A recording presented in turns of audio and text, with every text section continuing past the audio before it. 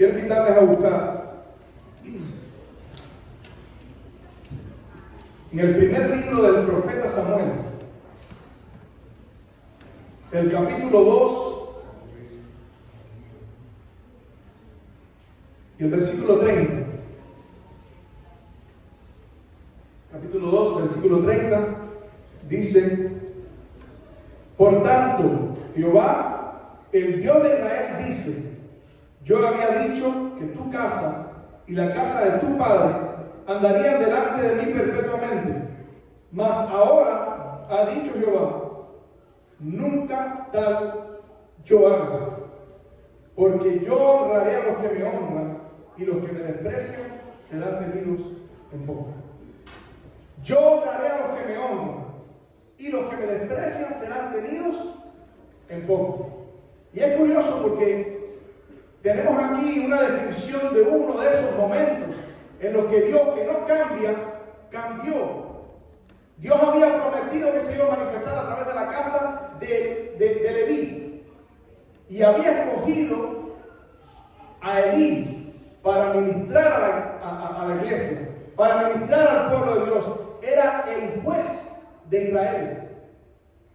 Y las palabras de Dios para Elí son fuertes, son duras. Yo quiero invitarles a buscar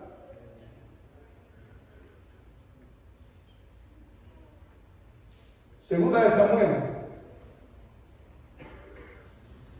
capítulo 6 y el versículo 1. Y vamos a leer ahí, solo puede mantenerse en esa parte. Dice: David volvió a reunir a todos los escogidos de Israel, 30,000. Y se levantó David y partió de Baala de Judá con todo el pueblo que tenía consigo, para hacer pasar de allí el arca de Dios, sobre la cual era invocado el nombre de Jehová de los ejércitos, que mora entre los querubines. Miren qué curioso. Hay un momento en la historia de Israel que el rey David tiene en su corazón traer el arca de un lugar donde estaba, en Kiriat Jearim, para su ciudad. Ahora mi pregunta es: ¿cómo fue que el arca llegó a estar en ese lugar? No sé si usted conoce la historia, pero la Biblia dice que esta es una de las historias más tristes de la palabra de Dios. La historia de una familia que fue llamada para ser mensajeros de Dios, para ser portavoces de Dios. Pero un padre irresponsable, un padre que no puso a Dios en primer lugar, un líder de Israel, alguien que estaba supuesto a hacer un muro de contención contra el pecado, un muro de contención para la maldad que había en el corazón de forma natural, en el corazón del hombre. La Biblia dice que honró más a sus hijos que a Dios. Y los hijos de Elí eran los sacerdotes del pueblo de Dios en ese tiempo. Y la Biblia dice que el pecado de estos jóvenes era muy grande. El pecado de estos jóvenes era tan grande que, escuchando el consejo suave de su padre, no hicieron caso, y llegó un punto en que estos muchachos no solamente menospreciaban los sacrificios, no solamente hacían que el pueblo pecase, sino que llegaron a acostarse con las mujeres que velaban en el templo. Y es terrible, porque hoy en día podemos ver este tipo de cosas también. Ya hoy usted no está seguro de que la persona que se para aquí al frente es realmente un siervo de Dios. Ya usted hoy no está seguro de que no va a escuchar una de esas noticias que le retiñen los oídos. Y el pastor hizo eso. Ese muchacho que predicaba también. Ese muchacho que parecía tan consagrado. Y yo quiero decirte: nadie está a salvo de esto. Todos tenemos una naturaleza pecaminosa dentro de nosotros, que Pablo describe como una fiera, una bestia que tenemos dentro. Y cuando Pablo habla de esa situación, dice: miserable de mí, ¿quién me va a librar de este cuerpo de muerte? Porque yo, en mi mente, sé lo que debo hacer, pero no puedo hacerlo. Tenemos una naturaleza terrible dentro de nosotros. Y la palabra de Dios y el liderazgo de la iglesia tiene la función de refrenar el mal, de predicar la palabra como se debe. Y a veces yo escucho, sobre todo hoy en día, muchas personas que están tratando de darle a la iglesia lo que la iglesia quiere escuchar. De decirle a las personas lo que las personas quieren escuchar. Pero yo no necesito a alguien. Yo no necesito a un Dios que me deje hacer lo que mi naturaleza quiere que yo haga. Tú eres libre, tú puedes hacer lo que quieras. Tú eres libre, tú puedes comer lo que quieras, tú puedes vivir como quieras. Jesús te va a salvar. Y la Biblia dice que Jesús le dijo a la iglesia: llevad mi yugo sobre vosotros y aprended de mí, que soy manso y humilde de corazón, y hallaréis paz. ¿Cómo se puede encontrar la paz? La Biblia dice, la Biblia lo explica, llevando su yugo. Yo no necesito a alguien que me dé rienda suelta, que me autorice a hacer lo que está mal hecho. Yo necesito a alguien que me enseñe cómo llevar el yugo que Jesús quiere que yo lleve. Porque Jeremías dice en Lamentaciones: bueno le es al hombre llevar el yugo desde su juventud. Y cuando eso no se controla, los jóvenes llegan a ser fieras. Y a veces decimos: deja a los muchachos, porque se van a ir de la iglesia. Y quiere que te diga algo, tristemente. Yo sé que lo que voy a decir no te va a agradar, pero a veces es mejor que se vayan. Pero que se vayan sabiendo lo que está correcto y lo que no está correcto. Y un día, porque la Biblia dice que la palabra de Dios no vuelve vacía, instruye al niño en su camino, y aún cuando sea viejo, ¿qué cosa? No se apartará. Y yo conozco muchas personas que se les dijo las cosas como fueron, y los jóvenes siempre se retuercen. No, ¿por qué me tienen que controlar? ¿Por qué tienen que decirme? Y se fueron. Y a los años se acordaron de las enseñanzas de su padre, se acordaron de las enseñanzas de su madre, y Dios pudo responder las oraciones de las madres y los padres. Pero cuando tú le das al niño todo lo que quiere, cuando tú complaces al niño en todo, cuando no, hijo, no te preocupes, sí, ven a la iglesia, no te preocupes, eso está bien. La Biblia dice que puede llegar a ser como estos hombres, que mira lo que dice en el capítulo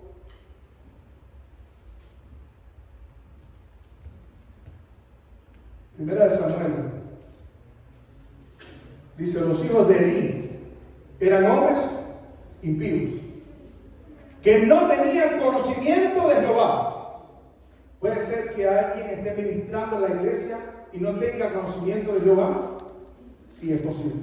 ¿Y saben lo que pasó? Dios tuvo que mandar a un varón.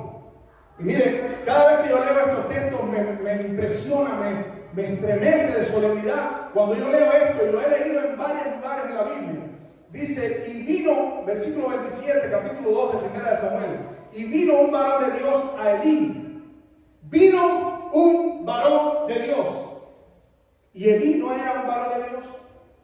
No estaba supuesto a Elí a ser el mensajero de Dios, pero ahora Dios tiene que mandar a un varón de Dios. Y eso me recuerda el varón de Dios que fue a amonestar a Acab.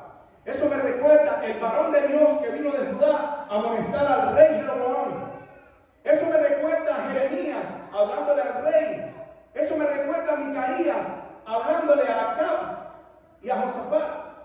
Cuando un varón de Dios habla, ¿ustedes se acuerdan la historia de Samuel? Samuel vino a Ramá, a la ciudad de David, a Belén, para ungir a David. Y dice que los ancianos salieron con temor y le preguntaron: ¿es tu venida de paz?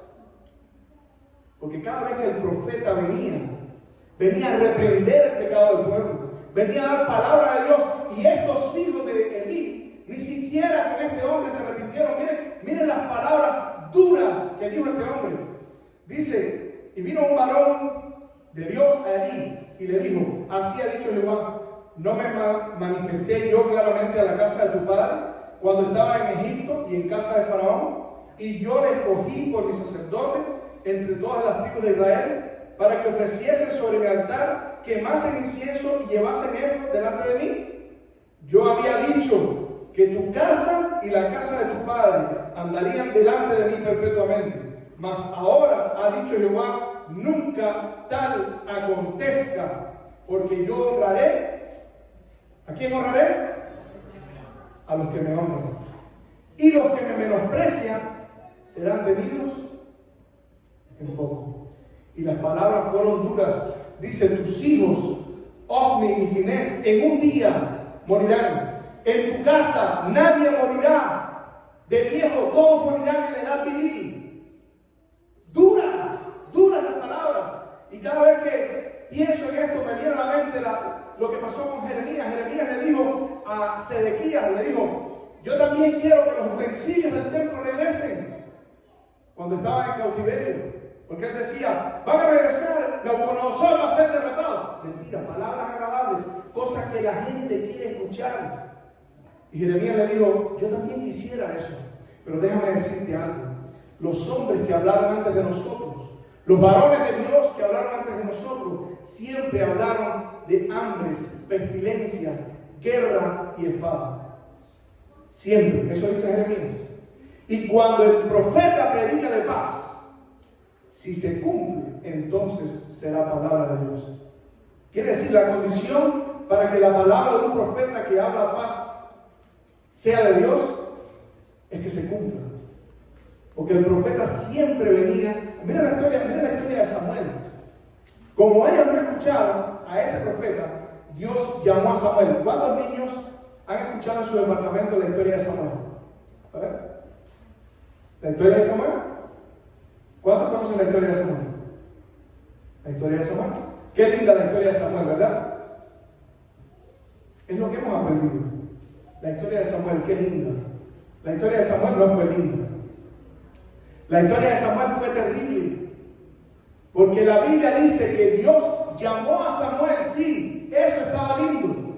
Pero lo llamó para darle un mensaje que él después no quería dar. Mira lo que dice.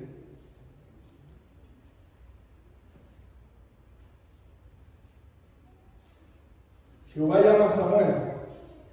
Y Jehová dijo a Samuel, he aquí yo haré una cosa en Israel, que a quien la oyere le retenirán sus oídos. ¿Cómo dice? Le retenirán sus oídos. Y dice, yo voy a cumplir todo lo que dije de la casa de Elí, sin faltar una palabra. Y miren qué curioso, Samuel cuando se levantó por la mañana estaba huyendo de Samuel. De Elí. Huyendo, escondiéndose, dice la Biblia que tenía miedo. Pero Elí lo confrontó y le dijo, así te haga Dios, si no me lo dices. Y Samuel le abrió su corazón. Y fue triste porque Elí, dice, Jehová es. Supo reconocer la voz de Dios. Jehová es. Ese es su mensaje. Y la Biblia dice que Samuel no dejó caer ni una sola palabra al suelo. Cada vez que Dios le hablaba a Samuel, Samuel hablaba. Y como ellos no escucharon, ustedes conocen la triste historia. Vino el ejército filisteo, y déjenme decirle, los filisteos le dieron un estudio bíblico a la gente de Israel. Porque cuando trajeron el arca, los filisteos se espantaron y dijeron, estos son los dioses. Estos son los dioses que hicieron temblar a Egipto. Ellos no conocían a Jehová, pero los filisteos conocían más de Jehová que ellos. Y el arca fue donde los filisteos. Ahora, miren qué interesante. El arca tenía que ser llevada por los levitas, ¿no? En los hombros. Los filisteos cogieron el arca, la pusieron arriba de no sé qué cosa, se la llevaron. Allá Dios hizo justicia. Allá Dios se manifestó con poder. Y ellos tomaron el arca, la llevaron a otra ciudad, volvieron a tomar el arca, la llevaron a otra ciudad y nada pasó. Y cuando ya no podían, porque no sabían cómo asumir esa situación, porque Dios mandó plagas. Y dice la Biblia que había consternación de muerte. Y cuando yo escucho eso, ¿saben qué me viene a la mente? hace 3 años atrás. Hace 3 años atrás había consternación de muerte. Cuando COVID entró a este mundo, cambió la historia de todas las familias en este lugar. Todas las familias. Cambió la historia y la forma en que los gobiernos hacen política. Cambió la forma en que las iglesias predican. Cambió la vida por completo de todos nosotros. Porque había consternación de muerte. ¿No será que había un Elí en ese tiempo que no estaba haciendo lo que tenía que hacer? ¿No será que había unos sacerdotes que eran impíos delante de Jehová también? Y se reunieron con todos los príncipes y hablaron con los magos, con los adivinos, y le dijeron: ¿qué tenemos que hacer? ¿Qué hacemos con el arca del Dios de Israel? Y los adivinos sabían más que los del pueblo de Israel. Dice: mira, lo que tienes que hacer es primero pagar la expiación. Paga la expiación. Segundo, toma un carro nuevo. Pon el arca con bueyes nuevos, no con bueyes nuevos simplemente, y ahora voy a ir. Toma el arca y ponla ahí. Y miren esto ahora, me dice: y déjala. Déjala que se vaya. Sí, pero eso debe ser fácil. Bueno, toma 2 vacas que tengan crías, acabaditos de parir. ¿Qué haría una vaca si usted la separa de la cría? Regresa. Y ellos dijeron: si es de Dios, las vacas van. Si es de Dios, ¿cuántas veces nosotros cuestionamos a Dios?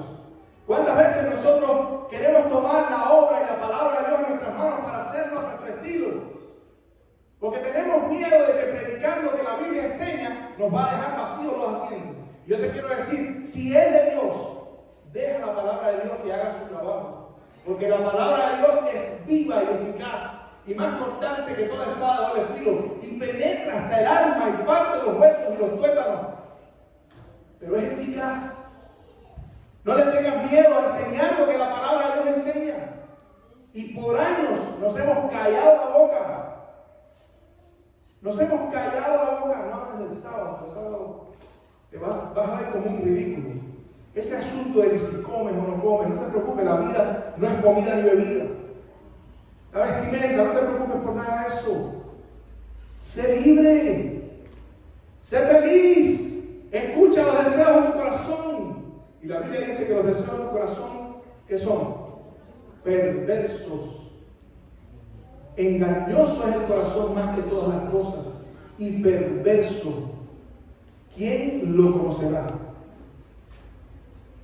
Y estos que no tenían conocimiento de Dios, aparentemente, mandaron a la vaca.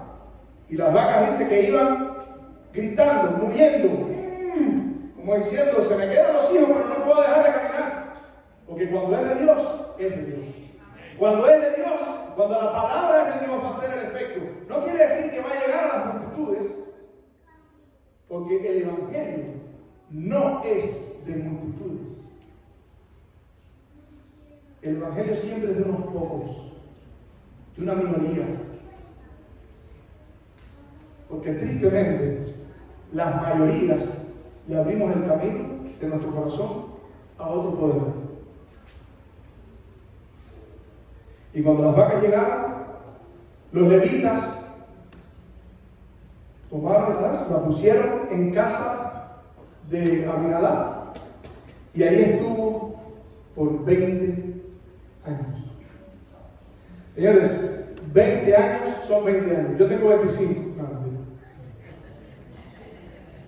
20 años. ¿Saben? Esos 20 años anoche, una de las razones por las que llamé a este amigo mío pastor es porque me dolieron esos 20 años. En esos 20 años, cuando David habla de esta situación, David dice: porque desde los tiempos de Saúl tenemos el arca olvidada. No hubieron fiestas, no hubo Pascua, no hubo panes sin levadura, no hubo servicio en el arca el día de la expiación. Todas las solemnidades se paralizaron, se detuvo el Espíritu de Dios. Se retuvo. Y Samuel pasó 20 años esperando a que el pueblo de Dios buscara a Dios. Y la Biblia lo dice, dice, y el pueblo de Dios lamentaba en pos de Jehová. Cuando llegaron a lamentar, Samuel estableció una escuela de profetas y comenzó a hacer el trabajo con los niños. Ese trabajo que hoy no queremos hacer con los niños. ¿Y sabes quién está haciendo ese trabajo? Lo está haciendo la escuela. Lo está haciendo Bad Bunny. Lo está haciendo los amigos de tus hijos. Que andan con un plover aquí que dice Bad Bunny. Que andan con cositas dentro de la casa que dice Bad Bunny. Ellos son los que están haciendo el trabajo y tus hijos se están perdiendo porque tú no tienes el valor de presentar la palabra de Dios.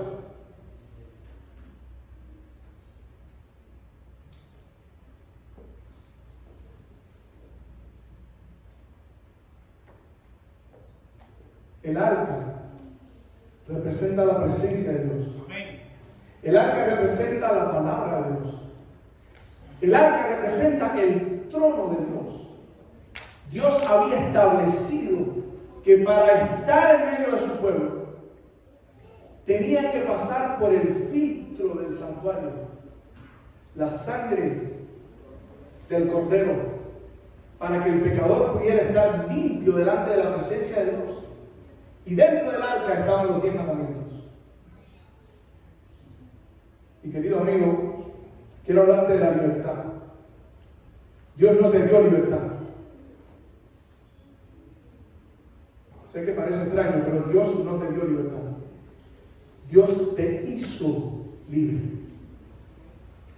Dios te hizo libre. ¿Sabes lo que significa que Dios te hizo libre? Significa que Dios va a esperar por ti. Nunca Dios te va a forzar la puerta de tu corazón y va a esperar por ti para salvarte, aun si por eso te pierdes. Va a esperar por ti para que prediques este evangelio hasta que tú decidas no hacerlo y venga otro de afuera. Y sabes que Dios tuvo que ir a buscar a otro, a otra. Tú dices, ¿a otra? ¿De qué estamos hablando ahora? Dios mandó a una mujer que se llama Noemí. La mandó a los campos de Moab a pasar trabajo, a sufrir.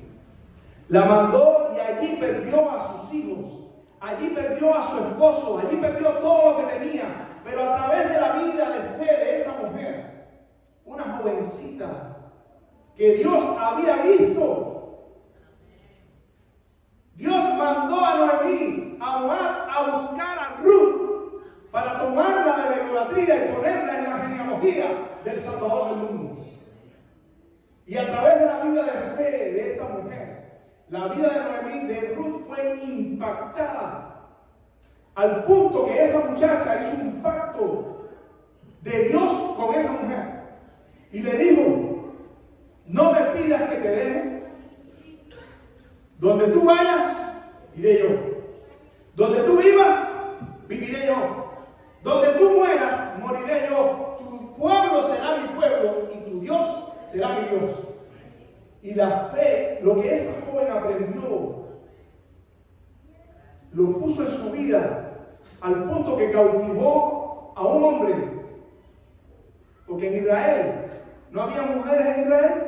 Sí, pero ¿sabes por qué Dios tuvo que sacar a mí? Porque en Israel cada cual hacía lo que bien le parecía. Y fuera, el espíritu de profecía dice en el conflicto de los siglos que cuando la iglesia era perseguida se mantuvo pura.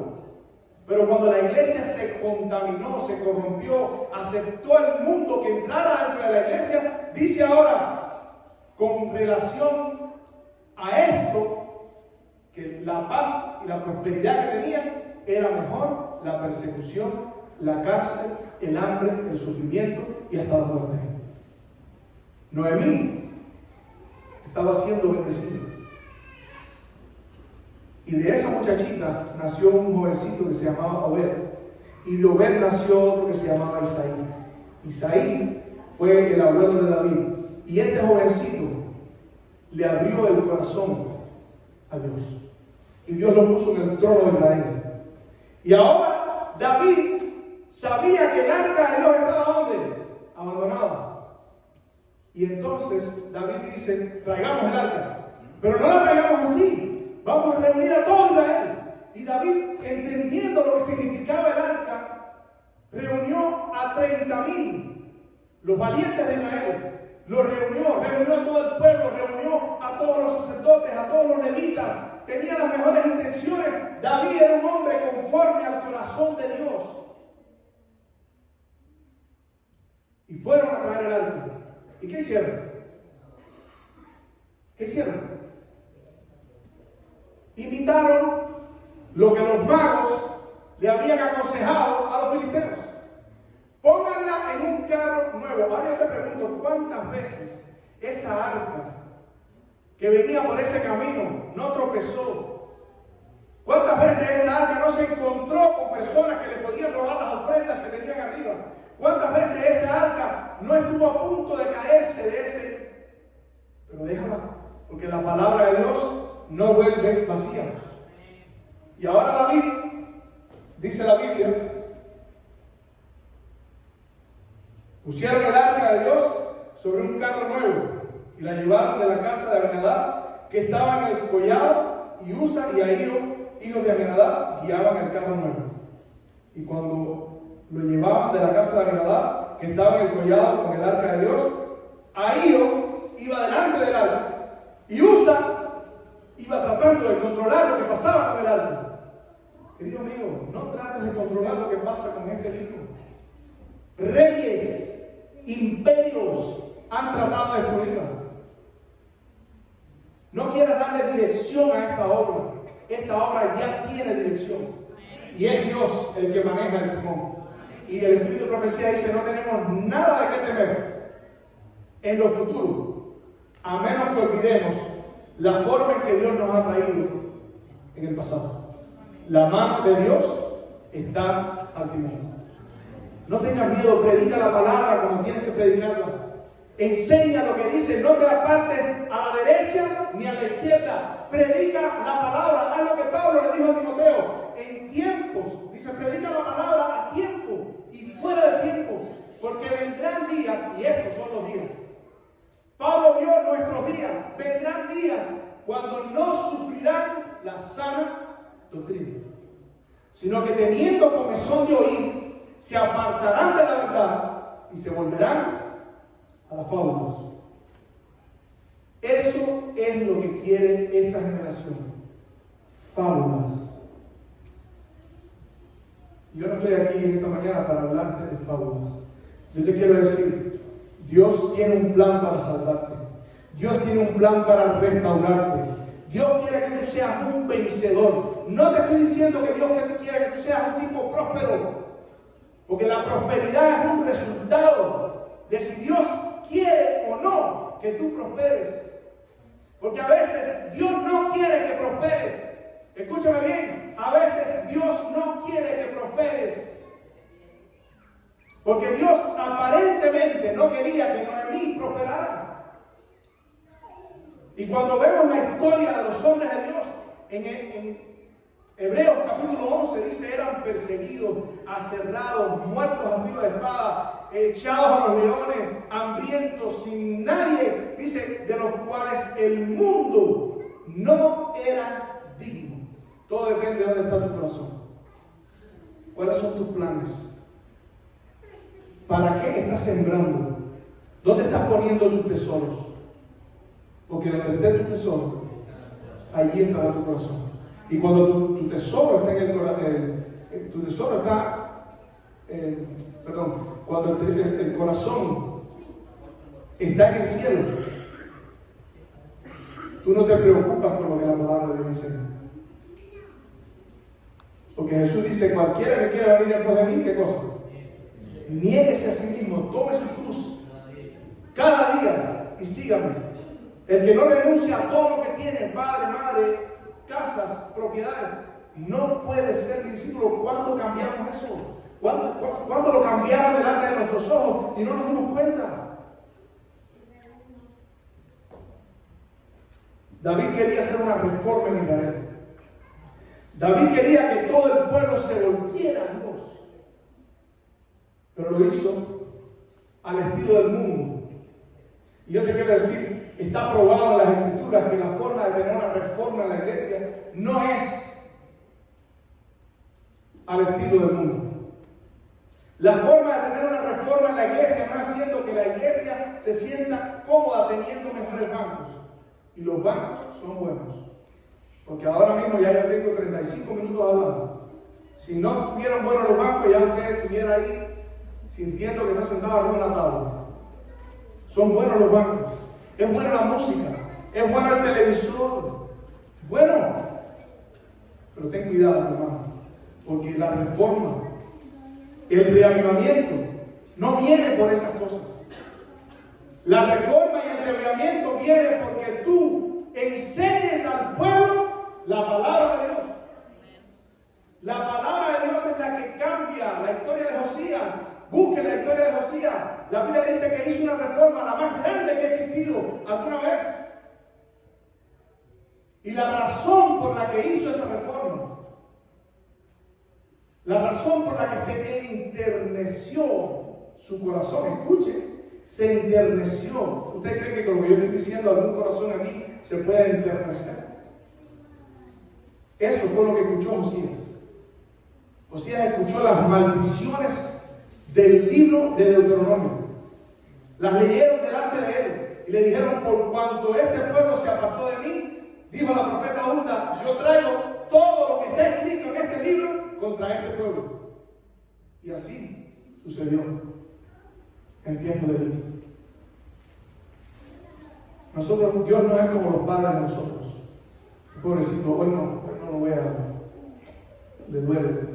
Le he regañado tantas veces. Jesús te da amor sin medida. Pero Jesús tiene que salvarte. Y en tu pecado no te puede salvar. Porque el pecado te aleja de Dios. Nosotros tenemos, miren, una naturaleza libre. Somos libres. Pero tenemos una naturaleza pecaminosa. Y una persona libre con una naturaleza pecaminosa es doblemente esclavo. Porque tu corazón desea lo malo y ahora eres libre para hacer lo malo. La única libertad a la que Dios nos está llamando es a la libertad del pecado. Dios quiere que tú seas libre, sí, del pecado. Y cuando tú vives en pecado, Pablo en el capítulo 7 del libro de Romanos, la carta a los Romanos, dice: tú eres libre de la justicia. Si vives en pecado, si vives haciendo lo que quieres, ¿Dios te sigue amando? Sí, pero Dios va a respetar tu elección. Dios va a respetar tu elección. Porque respetó la elección de Adán. Porque respetó la elección del diablo, Lucifer. Porque respetó la elección de los ángeles que se fueron. La tercera parte de los ángeles. Dios no va a respetar tu elección. ¿Estás tú listo para recibir a Jesús? Ojalá que sí. No quiere decir que no lo estés. Pero es tiempo de escudriñarnos como si hoy fuese el último día. Y David se fue triste a su casa, porque cuando Usa tocó el arca, ¿quién mató a Usa? Hay personas que andan enseñando por ahí que el diablo y Dios tienen una especie de contrato. Sí, cuando Dios dice voy a destruir el mundo antiguo, Él lo dice, pero es el diablo que lo destruye. Cuando Dios dice voy a destruir Sodoma y Gomorra, Él lo dice, pero es el diablo que lo destruye. Cuando Dios le dice al pueblo de Israel arrasen con todos los cananeos, Él lo dice, pero fue el diablo quien guió a los hijos de Israel a destruir a los demás. Cuando Elías hizo descender fuego del cielo y mató a 50 y siguió otros 50, no, o sea, Elías dijo eso, él oró, pero respondió el diablo. Eso no lo estoy diciendo yo. Cuidado. Pero cuando tú te apartas de la palabra de Dios, todo tipo de engaño tonto. Escúchame, hay engaños. Si yo te digo que esto hace 10 años atrás, alguien me iba a estar enseñando en los púlpitos de la iglesia adventista, usted dice, tú estás loco. Pero tú sabes quién no se equivocó. Elena White. Lean el conflicto de los siglos, hermanos. Si alguien quiere saber si Dios inspiró a Elena White o no, lea el conflicto de los siglos. Y se va a dar cuenta cómo todo esto que yo le estoy diciendo está exactamente como si esa viejita hubiera estado sentado en una silla hoy tomando nota de los disparates que estamos escuchando. Actitud temeraria. ¿Por qué? Porque nos familiarizamos con el pecado. No hay muro de contención. No hay quien te diga, cuidado, cuidado con el arca. No, hermano, ven para aquí, súbete, haz lo que tú quieras, grita, no hay problema. Esto no es la presencia de Dios, esto es un edificio. Y nos familiarizamos, y nos familiarizamos, y nos familiarizamos. Y el pastor, disculpe, eso no lo va con usted. Pero el pastor dice, hermano, déjenme a los jóvenes, déjenme que se vayan para el cine, déjenme que se vayan. Yo no tengo, déjenme el cine. Yo creo que el cine hoy está metido dentro de la casa. Estoy poniendo un ejemplo. El problema es el contenido que usted ve en el cine. El problema es el contenido que sus hijos están recibiendo. Y nadie se para a darle un freno a eso. Y cuando usted no se para a darle un freno, cada vez se atreve un poquito más.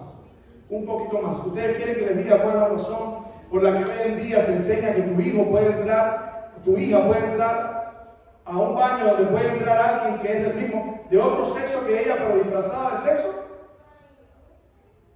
Porque los predicadores pararon de contener el mal.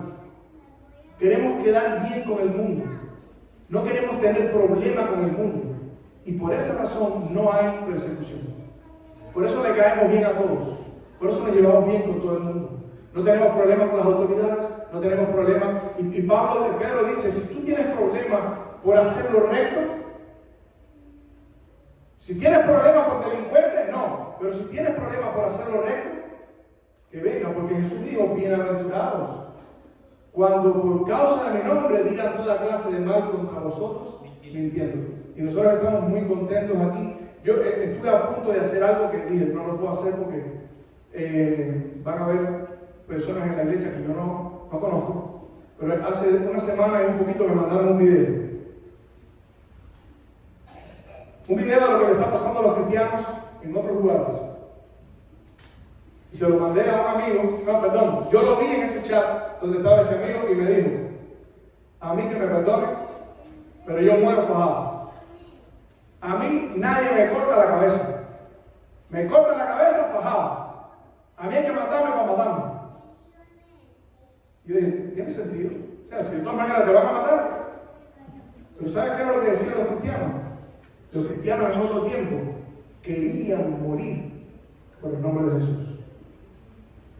Se sentían agradecidos por participar de los sufrimientos de Cristo. Y nosotros, en nuestra comodidad, siempre queremos un poquito más. Un poquito más. Un poquito más. Un poquito más. Mientras el mundo se muere. David, un hombre conforme al corazón de Dios, dijo, traigan a los levitas, porque el arca tiene que ser llevada sobre los hombros. Y ahí, a los primeros 2 pasos, sacrificaron un cordero, y los levitas llevaban el arca sobre el hombro. ¿Y sabe lo que dijo David?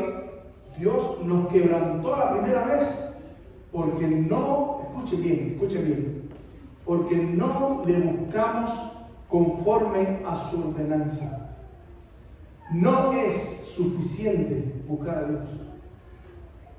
No puedes buscar a Dios como tú entiendes que debe ser buscado a Dios. Pero bueno, y los filisteos, ellos fueron y tocaron, sí, y por su ignorancia, Dios tuvo misericordia de ellos. Pero cuando nosotros esgrimimos el argumento de que Dios tiene misericordia de lo malo que hacen los demás, y quiero hacer eso mismo malo sabiendo que la palabra de Dios dice que no se debe hacer, eso se llama rebeldía.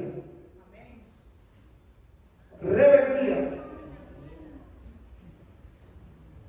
Y Dios aceptó finalmente el sacrificio de David. Y quiero terminar con esto. Dios tuvo que usar a los filisteos, a ellos mismos, para ministrarles a ellos mismos. Dios tuvo que buscar a una moabita y traerla al pueblo de Dios para poder tener una mujer como era María, cuando Jesús nació de María. Y en el tiempo del fin, Dios va a buscar a un pueblo. Y la Biblia dice, en Apocalipsis 18, salid de en medio de ella, pueblo mío. Dios tiene su pueblo en otros lugares también. Y Dios va a predicar su mensaje conmigo o sin mí. Pero nosotros estamos llamados a vencer. Tú puedes vencer. Ese es el plan de Dios. Ese es el propósito de Dios para tu vida. Toma la palabra de Dios y ponla en tu corazón. Toma la palabra de Dios y habla de ella como Dios le dijo a Moisés. En la noche, en la tarde, en la mañana, por el día, por la mañana, al andar en el campo. Ponte en la mano derecha y en la frente, porque ahí es donde va el sello de Dios. Pero no vamos a encontrar a Dios buscándole conforme a nuestras opiniones, conforme a la cultura. A Dios, si tú quieres encontrar a Dios,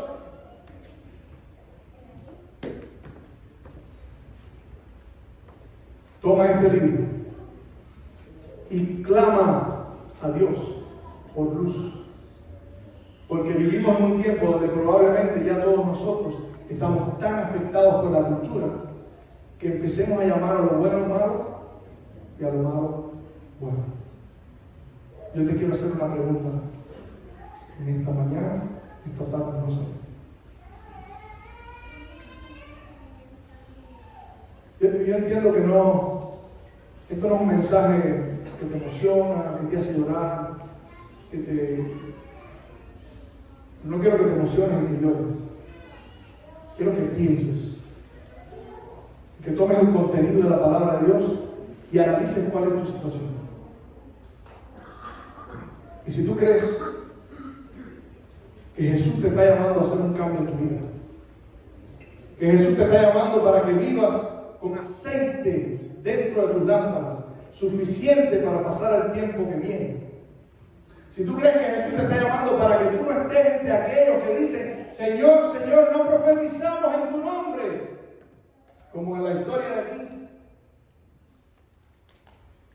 Hoy es el día aceptable. Hoy es el día de salvación. Y lo que dijo la hermana me emociona. Un día no habrá más muerte, ni dolor, ni sufrimiento, ni clamor. Y Dios va a seguir llamando hasta que tú decidas si quieres estar ese día allí o no. El poder está en Jesús. Y está disponible para vencer el pecado en tu vida. Y Jesús dice, al que venciere, yo le daré que se siente conmigo en mi trono, así como yo he vencido y me he sentado con mi Padre en su trono. Quiero invitarte a ponerte en pie mientras escuchas el canto. Quiero invitarte, no que te levantes por inercia. Quiero que pienses en lo que hemos hablado esta mañana, en lo que dice el canto, en cómo Dios te llama. Y tomes una decisión definitiva. Y el Señor, como Samuel, heme aquí, envíame